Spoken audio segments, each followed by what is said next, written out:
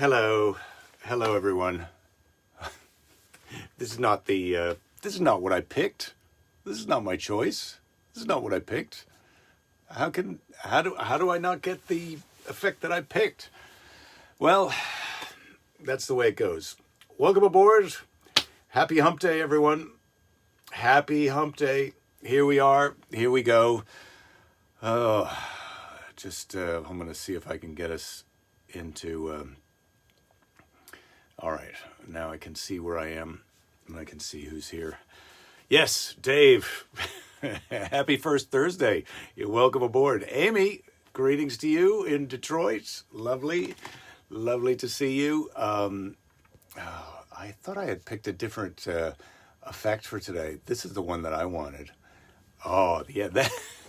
Boo! It's a lot of me. This is what I was hoping for. It's Interesting Animal Wednesday, but is it? I went on the internet I went to look and see what interesting animal to do today.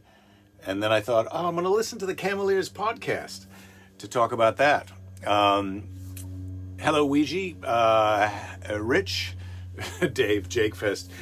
Yes, that's what that was. Uma, Voodoo Wednesday. Voodoo's a good one. Maybe we talk about that next week. But I went online to look for some animals. Then I thought, I'm going to talk about camels. Getting back to where we once belonged, hump day. So I went on the Cameliers podcast, and they were talking about when to call the vet for your camel. And then they had as a guest on this cantankerous veterinarian who was who was complaining because people call the vet for their camel, and as a veterinarian on the phone, she wants to know all of these questions that don't necessarily have to do with what they're calling to complain. The camel's their leg is sore, and then the vet wants to know, well, what have they been eating, what blah blah blah, and the people are like, she was so mad at veterinary customers who would want to know why you need a stool sample for a camel that's got a nasal discharge, and she was really mad about that. So if you're up against a veterinarian, especially an Australian veterinarian, and they're asking you questions, it's best just to answer those questions, because it really makes them mad. If you want to know, like, hey, what's your thinking on getting a stool sample when it's a nasal discharge? Oh, the vet does not like that. They don't like to have their authority questioned. And who does like to have their authority questioned? I don't know. Brad, wonderful Wednesday. Greetings. Camel talk, yeah. I don't know that I've got a lot of camel talk. To be honest, I went out and had some coffee with a friend today, and I was just really at a loss in my personal as my personal animal. I'm my own spirit animal. Fun fact. And so I was just really not feeling it today, because I've really started to ask myself these questions, which I've been asking intermittently here at the Daily Briefing about, what am I doing? What do I want to be doing? And of course, for years it's been, I want to fill up my calendar with stand-up dates and get out on the road. And now there are places open, but they're limited capacity, so that's limited money. There's no place open in California, so even if I wanted to take reduced money so that I'd barely cover my expenses for the week to go somewhere and do a show, I can't, because I'm not ready. And so getting ready, that's a pain in the ass. Do I want to get ready to go do a show?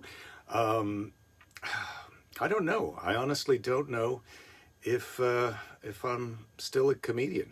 I don't know, to be honest, what I'm interested in doing. I just really am having a day, one of those days. Like I said, I felt crappy Monday. Yesterday was good. And then today, just feeling a bit lost. You've Skyped with so many people today, you feel like if you talk, everyone will hear you. Jen, oh. Who knows how many people are talking through this whole thing every day. I just assumed that you guys had been talking this whole time. That you're doing exactly what I'm doing, except I can't hear you. You could be watching this with your sound off. Don't be ridiculous, Jen says. Well, yeah, don't be ridiculous, but I mean, yeah, I'm not trying to be ridiculous, but I am saying, look, the audience that's interested in seeing me is limited, and I can't afford to come and see you all one at a time, and a lot of us can't afford to be traveling right now. So who knows? Your son said hi, and you said shh. Well, tell your son hi from me, or did I just do that? So anyway, I'm just a bit lost. I'll sort it out. I'll figure out what the next move is. I don't know. It's maybe Jake Fest is going to be, maybe I'll do this show 4 days a week, and then the Friday will be a Zoom show where we all hang out together, or maybe I'll start a Patreon. Maybe that's the way to conquer the crisis. Why don't you and Christella pitch a show together? Todd, great idea. I'd love to do that with Christella. She's not having it. Maybe she'll have it. But she's got so many opportunities of her own that she's working her way through. If you've been a comedian for 40 years and then not officially working as one for only 1 year, that doesn't seem like a ratio that would knock out the other 39 years. Well, it doesn't knock them out, but it does make it... it's not quite starting over, but it's normally you get a phone call, you hadn't done a show for a couple of weeks, you listen to a tape, you look at your notes, you can go out, tape, recording, and you can go back out and do your act. But now it's the trick. Has your audience really decreased dramatically over less than a year? Come on. No, it's decreased dramatically over the last 10 years to the point where just before the crisis, I was having a crisis. And so now I'm continuing to have a crisis. Bob, Camel Day. You've been to the Camel racetrack in Qatar in the Middle East. Oh my goodness. That's worth a trip to YouTube after the show to look at some camel races in Qatar. They now use mechanical jockeys because they used to use orphans, but too many of them died, and the international community got on their case. Yeah, the international community does not like it when your orphans are dying in camel racing because they consider that an optional activity. Yeah, robot camel jockeys. I like the sound of it. Robot camels. I also like the sound of that. Robot dogs, not so much. Why don't you prep for stand-up like you've got jobs so you're ready to jump whenever? That's a good idea, Jen, and that's what I've been thinking about. Rich Favreau, the cry laugh emoji, nice. Do you have is that your avatar as a robot, Rich? I can't really see it. How about getting on the late night shows? You just need to be exposed to the masses. Yeah, Rich, the late night shows don't work the way they used to. I've described this on the show before, but by the end of Letterman, even, for me, at the beginning of Letterman, he would mention that I was going to be in San Francisco that week, sell out. By the end of Letterman, he'd mention that I was going to be in wherever. And I'd be like, you'd have a few people show up, but it wasn't a guarantee that the club was going to be packed. It's a whole new way to try and get fans now. And this, I was really counting on this to blow up. And it did, in a way, that we've all enjoyed each other. I know we've talked about this, but it sure would be cool if you could do a Zoom show for your benefit, and I could try out my new material on Friendlies. Yeah, I'm thinking about that, Ouija. I'm thinking about that, actually. Obviously, that's not a... Everybody wants a free show. I totally get that. And I would love to do a free show for you guys. You've certainly earned it with your support of this show. But anyway, I'm thinking about that, Weege. Thanks.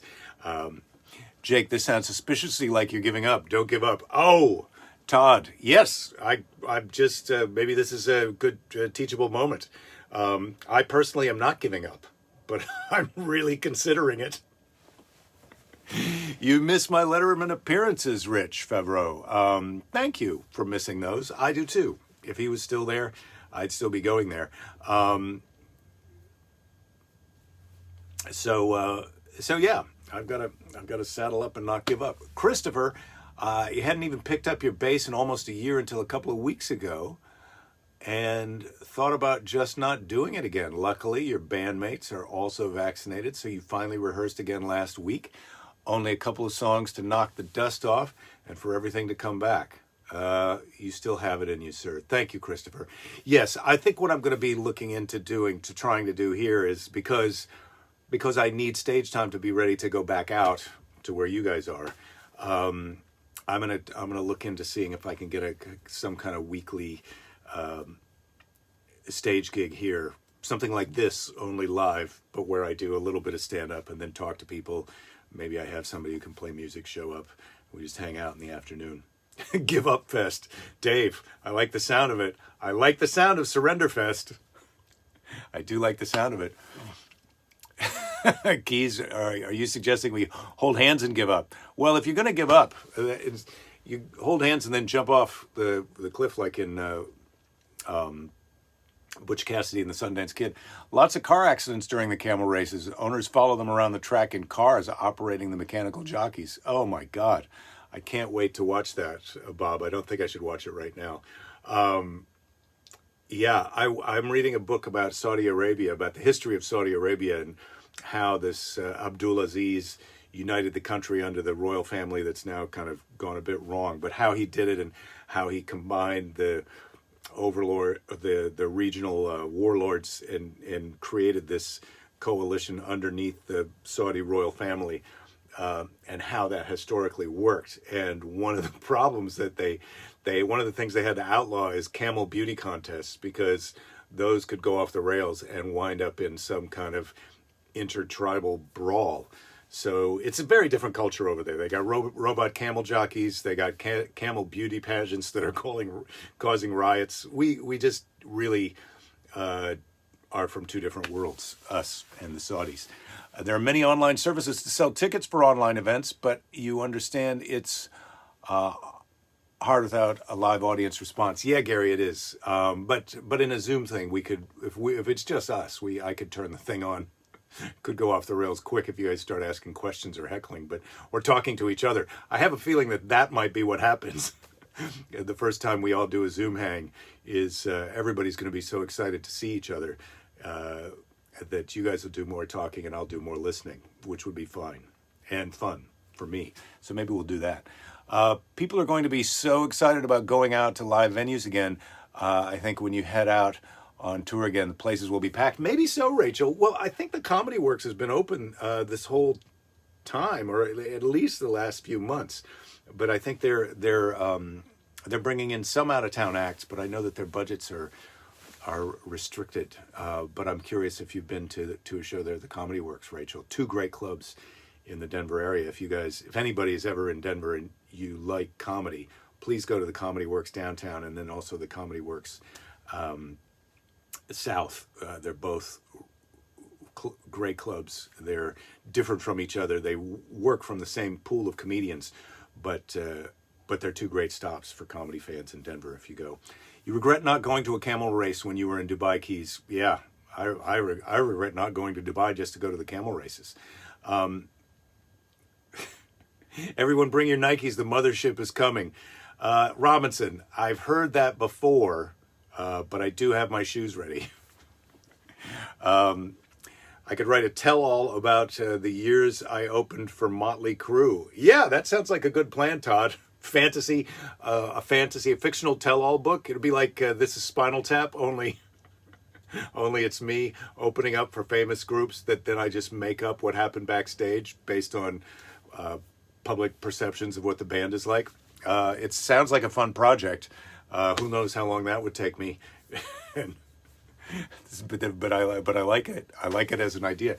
You just realized that Varinus is sending us towards the analog of a dog park. You can run free as long as you've had your shots. Yeah, Ouija. Yeah. This whole. Look, I'm saying get vaccinated. Let's try and get out there and see what the new normal is like. But I definitely think that there's going to be a new normal. It's not going to be the old normal. It's going to be a new normal. And we're not going to have a union when we all go work for Amazon. That seems clear. I thought we were going the other way on that, but I wasn't involved in that vote. It's like being back in class. Yeah, I should do a Zoom show with you guys, and I can hear your responses. Jen, okay, well, I'm thinking about it. You hear Joe? Oh, hey, you hear Joe Rogan is opening a comedy club in Austin. Uma, yeah, I've heard that too. I haven't heard any of the details about where it's going to be or who's running it or any of that.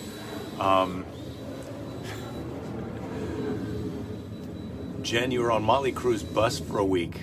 Fun fact. That is a fun fact. This is all going to come out in the Zoom convo. As you may be able to hear, it's hard for me to tell what sound gets through to you because the plane that just flew over and the guy who's out there with a leaf blower are not that loud in this room. But sometimes when I go back and listen to the show, which I infrequently do, but I do sometimes, they come out much louder. You aren't heading out to live venues until you get your second shot, Rachel. I see, yeah.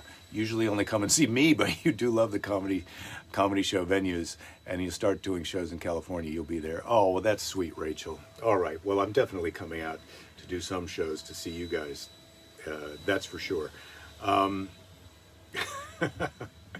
you're saying Jen's a bus driver? I didn't realize that about her, but I do know she can do it all.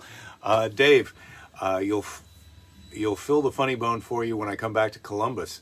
Yeah, well, I would appreciate that, Dave. I don't know if I can get booked back there. That was a struggle for me pre-pandemic. Once they moved to that giant, bigger venue, it was tricky. Hello, Sister Sue. I'm glad you're here. You'll fill the Dallas Improv, Jen. Well, great. This is all really positive, great news. Uma and Keys will fill Cap City in Austin with tater tots. I love it. They had tater tots there.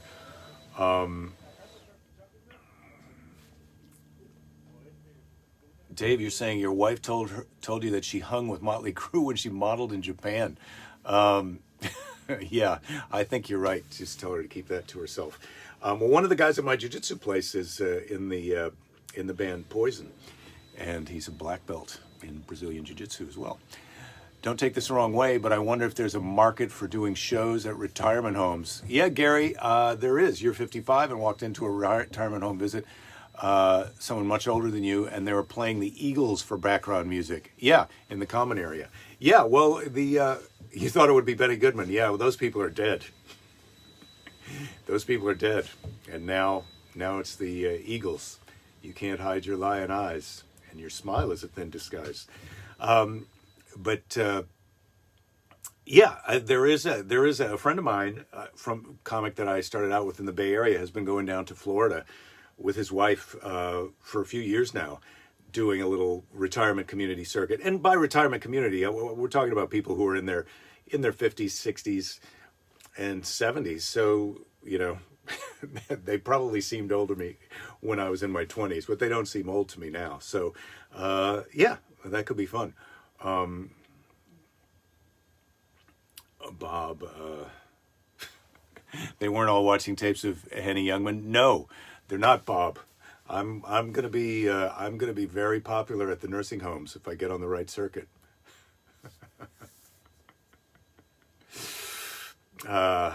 Jen, thank you. Yeah, I still do have it. Those people are dead. The Weather Channel. The Weather Channel. Oh, now I'm going back up to see. Oh yeah, the Weather Channel. The Weather Channel comedy on the Weather Channel. Nice. Lenny Youngman was still doing stand-up, Keys, when I started in the 80s, and I'm not sure when he died, but he was doing stand-up dates right up until the end. He had an agent at William Morris that was also my agent, and Lenny Youngman was taking dates in comedy clubs, in smaller comedy clubs that were the small ones of now. Henny was still out there doing his act, and in those clubs, like I get it. Rich, you're saying, Jake, you seem to be having a bit of a tough time. You need to send you this great T-shirt you got at some show. Can't remember where it says, I am happy. Yeah, I have one of those. Yeah, I'm going to put that on tomorrow. I'm going to wear that tomorrow, Rich. Good idea. Jen, the shirt thing works. You have a shirt that says I'm a whore. I don't even know. Just laughing. That's all I can do there. How about a question out of the question box? And then I do have Ancient Aliens in the Bible for tomorrow, so tomorrow's show is sorted. I just couldn't figure out an animal. And then when I went to the Camel Ears podcast, I was a bit depressed about the show that they had on offer. And now I've depressed you with the show that I have on offer. Which fictional character do you wish you could meet? Which fictional character do I wish I could meet? Oh, man, that's a good one. Which fictional character? I'm trying to think of some of my favorite fictional characters. Oh, I have it. The main character in, and I can't remember his name, but A Gentleman in Moscow. I loved that guy, and I really, really enjoyed that book, A Gentleman in Moscow. Lady Jerry, I think she bailed on it, but I really liked it. It's this Russian aristocrat that when the Russian Revolution happens, he gets exiled to this deluxe hotel. Like, he can't leave the hotel. He has to live in the hotel. And he had been living there already, but they move him to a crappier room, and that's where he lives for decades, and it's a story about him. But his positive attitude is so awesome that I'm glad that I picked this question, because that is a good thing that makes me happy right now, and I need to reread that book, I think. Maybe we've developed a hybrid t-shirt: on the front, Camel Ears Report; on the back, I am happy. Or I'm a whore. Either way. Sue loved that book. Well, that's nice. My sister loved that book as well. Was listening, but he had to log on to your wife's account. Say giving up would be a huge bummer for reals. Maybe it's time for my Sidewalk pop-up shop of Jake tees. Yes, it is, Clinton. I got your text the other day, and I'd been hesitating to text you back, but it is. So I'm going to call you after the show today, and we're going to talk about some t-shirts that we may have available for people who are watching. And we'll just open that up and take some orders and then fulfill the t-shirts and then see where we're going to go from there. So I'm calling you right after the show, if that's okay, Clinton. You still want a t-shirt that says, "Ask me about otters"? Yeah, Keys, I like it. That's what the back of that one that I think Rachel sent me that shirt. Ask me about otters. I do enjoy that one. Count Alexander Ilyich Rostov, Gary, thank you for the name. Ted Lasso, that's a good fictional character too. I'd like to meet Ted Lasso and Count Alexander Ilyich Rostov. Bob, you got a shirt that says, "Ask me about camel jockeys"? Oh, I don't think so. I can't wear that shirt. Although I still have many t-shirts from when I used to do stand-up from the last shows that I was doing that say "sex robot" on them. So robot camel jockey, that is a shirt that I would do. Good marketing shirts that say "Ask me about Jake Johansson." Yeah, I would that be fun for you to be walking around wearing that shirt answering questions about me? Because, okay. How about "Ask me about Jake Fest"? Yes, ask me about Jake Fest. Jake Fest right now is all in our minds. We're doing it right now. All right, so I've got some things to work on and some things to think about and an attitude to straighten out in my own pants. I've got jiu-jitsu tomorrow morning, so the odds are I'm going to be in a good mood tomorrow afternoon for Ancient Aliens in the Bible, and I'm going to figure this stuff out, and I'm not going to give up, because there is plenty of time to give up later. Meanwhile, it's time for Seize the Day. I'm going to seize this day. I'm going to seize it. I'm seizing today. I couldn't get a good grip on it earlier, but I'm seizing it now. I'm getting ready to seize it. Here we go. Barack Obama. Today's Seize the Day is from Barack Obama. He is the first black president of the United States of America. Barack Obama. "We did not come to fear the future. We came here to shape it." Thank you, Barack Obama. I needed that today. I'm not here to fear the future. I'm here to shape it. And I could use a little help. Thank you guys for all your help and kind words today and always. Have a great night. Take care of yourselves first. Take care of each other. And try and be nice to a jerk. Thank you, by the way, for being nice to me. And I will see you tomorrow.